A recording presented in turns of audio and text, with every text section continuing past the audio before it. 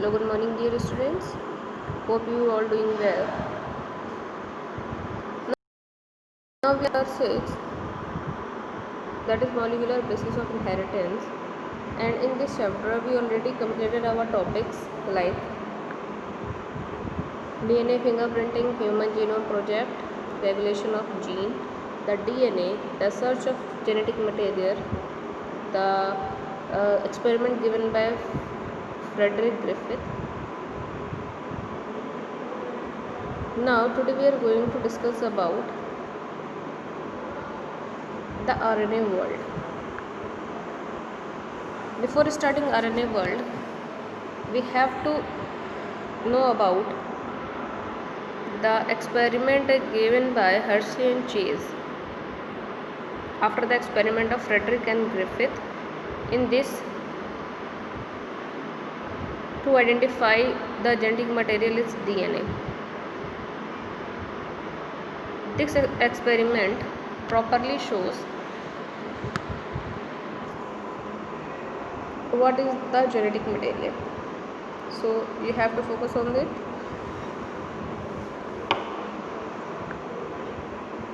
Yes. The unequivocal proof that DNA is a genetic material came from this experiment of Alfred Hershey and Maratha Chase. That's why this is known as the Hershey and Chase experiment. This experiment was given in 1952.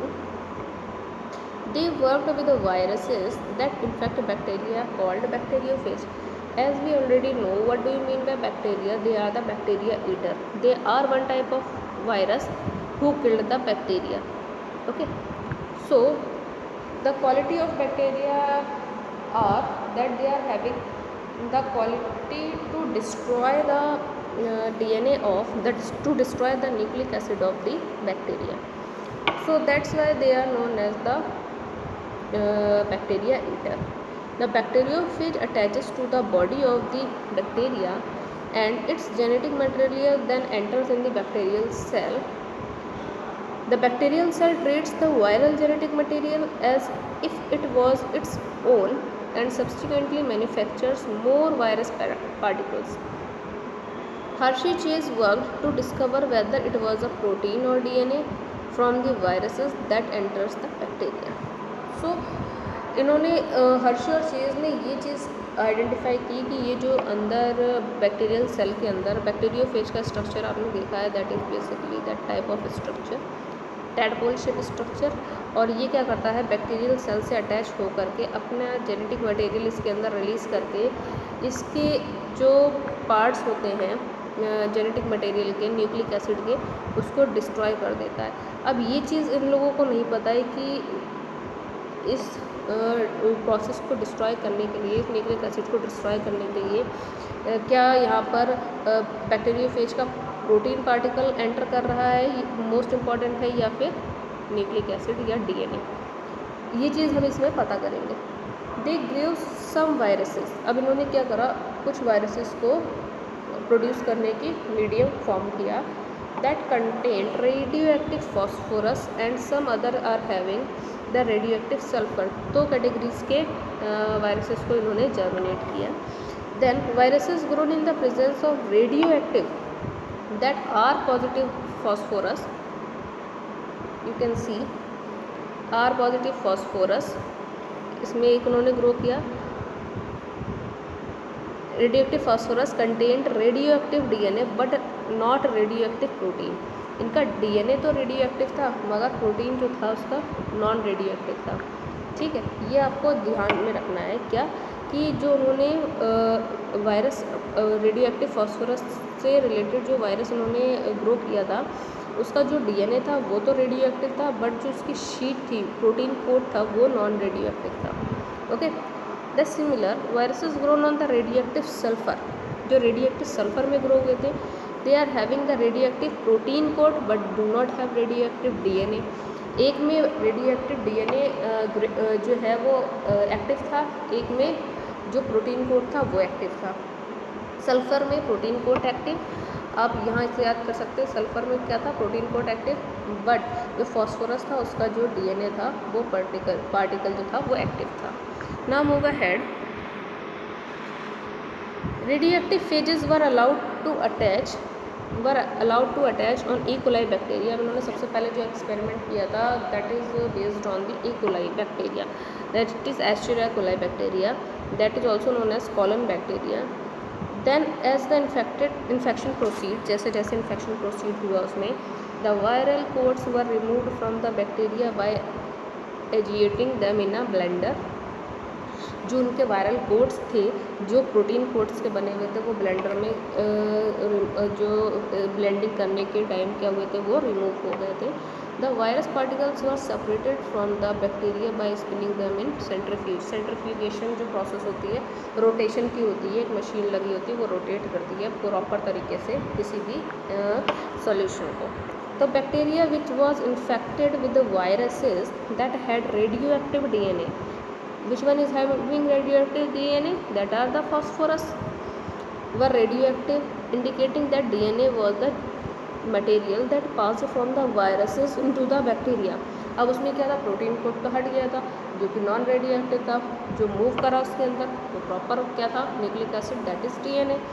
Bacteria that were infected with viruses that had radioactive proteins were not radioactive.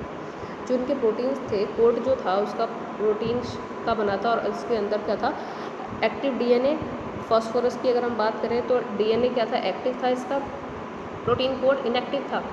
ये हट गया centrifugation के time और केवल ये वाला portion जो था DNA का रिमेनिंग था, और जो कि इसने अपना जेनेटिक मटेरियल की अपनी क्वालिटी को शो किया। This indicates that protein did not enter in the bacteria from the viruses. इसने ये बताया कि जब हम वायरसेस को एंटर कराते हैं बैक्टीरिया के अंदर, तो उसके जो प्रोटीन होता है, प्रोटीन लेयर होती है, वो क्या हो जाती है, डिस्ट्रॉय हो जाती है। DNA is therefore the genetic material that is passed from the viruses to bacteria. केवल यही एक जेनेटिक मटेरियल था जो DNA से वायरस से बैक्टीरिया के अंदर पास आउट हुआ था। Now about bacteriophage, this one is, you can see bacteriophage, both are bacteriophage. This is having a radioactive sulfur protein coat but do not active DNA. This is having active DNA but protein coat is not radioactive.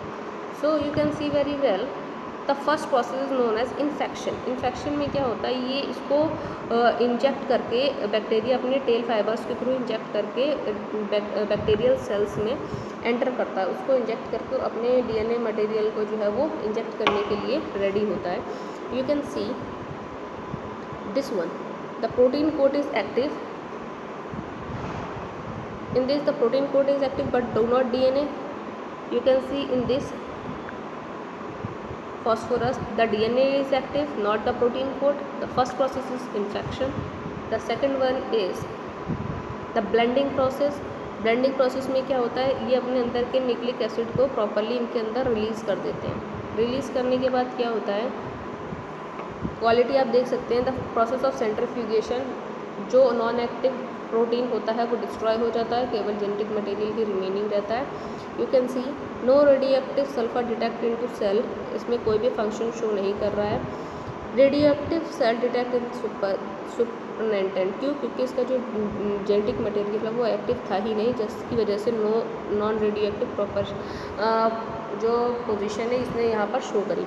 You can see radio active phosphorus detect in cells, और इसकी जो protein code थी वो क्या हो गई, इससे separate up हो गई।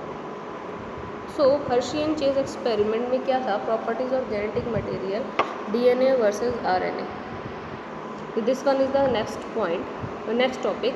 तो हमने इसमें क्या देखा, जिसका जेनेटिक मटेरियल ज़्यादा एक्टिव रहता है वही प्रोसेस जो है उसको सॉल्व करने में, बैक्टीरिया को किल करने में सक्सेसफुल होता है, और जिसका प्रोटीन जो DNA मटेरियल जो है वो इनएक्टिव था तो ये इतना सक्सेसफुल नहीं हो पाया। सो इसमें 3 प्रोसेस यूज़ की जाती हैं, that one is infection, blending and centrifugation. I hope you all understand about the reaction of Hershey and chase.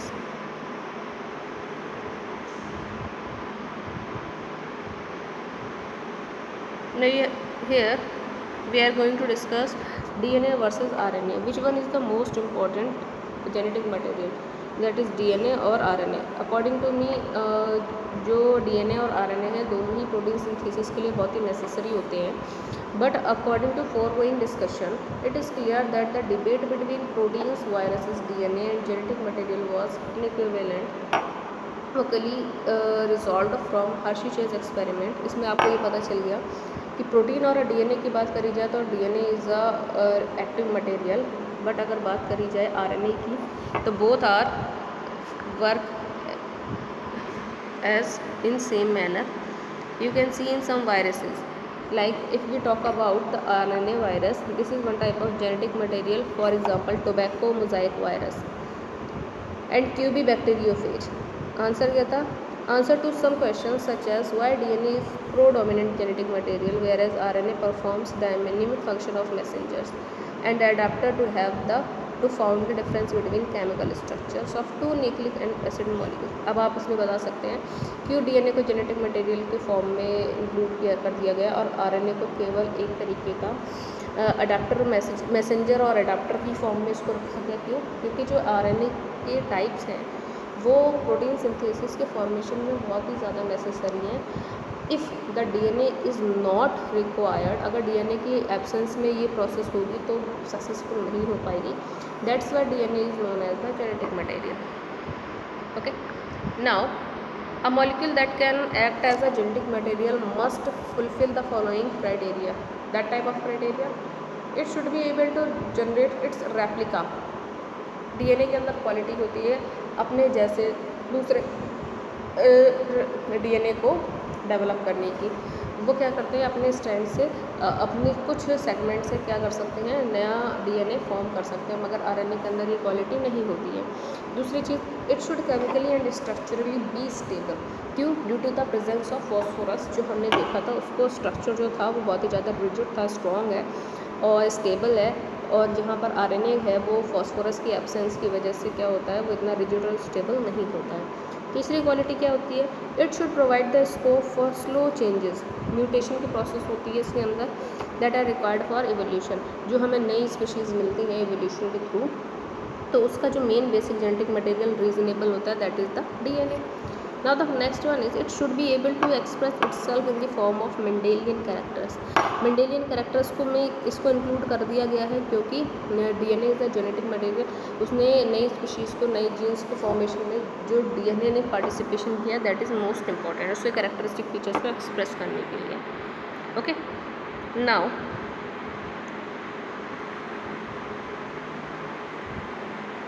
What do you mean by RNA world?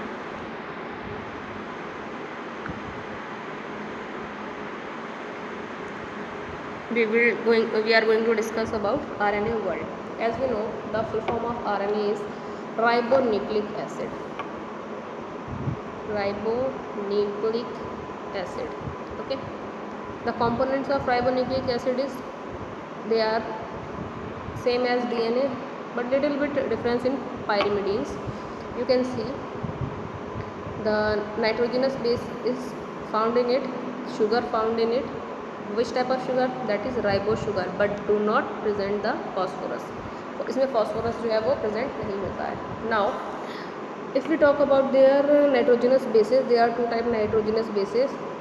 Nitrogenous bases two types के होते हैं, we already know about it, that are purines and pyrimidines. Purines हैं ये हमारे pyrimidines हैं और ये हमारे होते हैं A and G, C and U. ठीक है, तो at the place of T we use uracil to describe the RNA.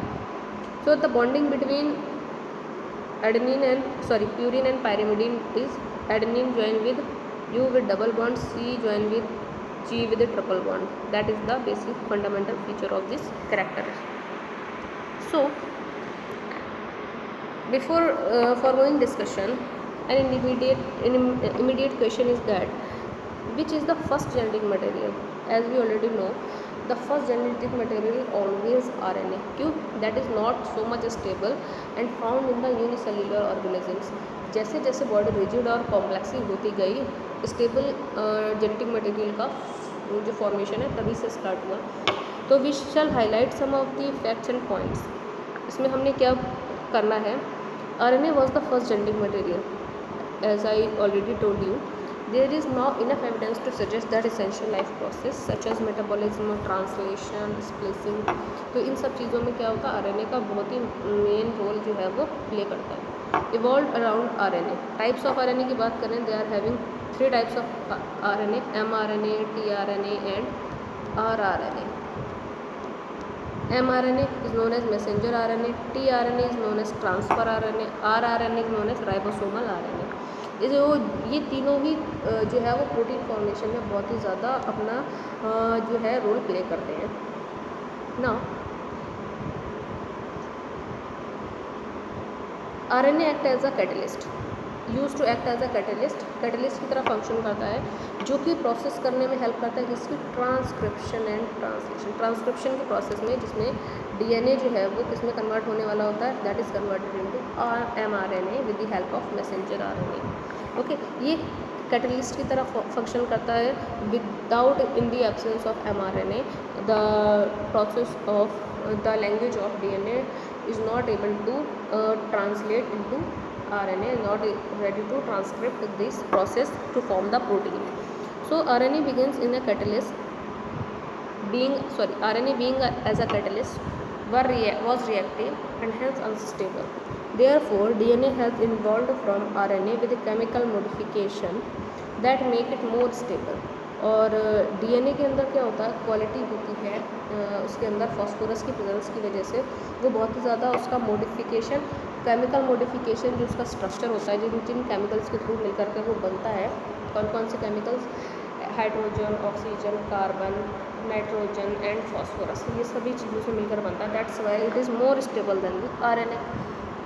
So DNA being double standard, अब इसमें ये भी क्वालिटी है कि RNA जो होता है that is of single standard, but this one is the double standard DNA.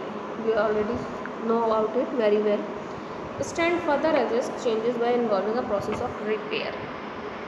ठीक है, तो इसमें क्या होता है, RNA की प्रोसेस में वो इतना स्टेबल नहीं होता जितना कि DNA होता है, as we already know. But अब if the question is coming which one is the first genetic material, we have to already always take the RNA, because the RNA found in the eukaryotes, in the unicellular organisms, this one is the first genetic material. हाँ, वो बात अलग है कि इसकी जो body होती है वो इतनी स्टेबल नहीं होती है जितनी कि DNA की होती है. DNA की क्यों होती है, क्योंकि उसके अंदर बेसिक कंपोनेंट्स उसके बहुत ही ज़्यादा प्रेजेंट रहते हैं. So I hope you all understand about this.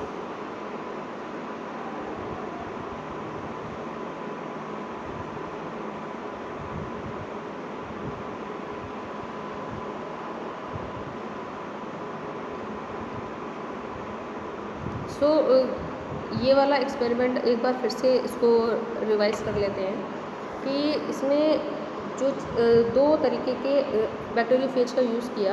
एक वो जो फॉस्फोरस से कवरअप था, एक वो जो फॉस्फोरस से कवरअप था, एक जो सल्फ़र से. सल्फ़र का क्या था, इसकी प्रोटीन जो लेयर थी वो एक्टिव थी, बट प्रोटीन लेयर एक्टिव थी बट DNA इनएक्टिव था. इसका क्या था, DNA एक्टिव था बट प्रोटीन लेयर इनएक्टिव थी, रेडिएक्टिव थी मतलब.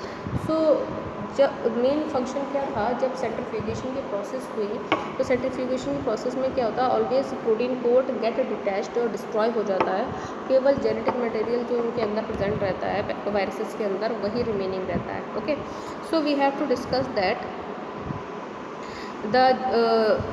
the genetic material remaining, which one is active, that the active DNA having in the phosphorus bacteriophage. और फॉस्फोरस की जो क्वालिटी थी उसके अंदर जो DNA था, जेनेटिक मटेरियल बहुत ही एक्टिव था, और इसका जो इनएक्टिव DNA था वो डिस्ट्रॉय हो गया. प्रोटीन कोड भी डिस्ट्रॉय हो गई, इसका प्रोटीन कोड तो डिस्ट्रॉय होगा बट जो उसका DNA था वो डिस्ट्रॉय नहीं हुआ, और it moves into the bacterial cell of E coli, और इसने क्या करा, इसके जेनेटिक मटेरियल को डिस्ट्रॉय कर दिया प्रॉपर मैनर में, और इसको किल करने में सक्सेसफुल हो गया. So I hope you all understand about the given term, that is the Hershey and Chase experiment, that is most important experiment related to your board examination. So make your concept clear. Do not forget to mention your attendance in the comment box. Keep watching, keep understanding. Thank you so much.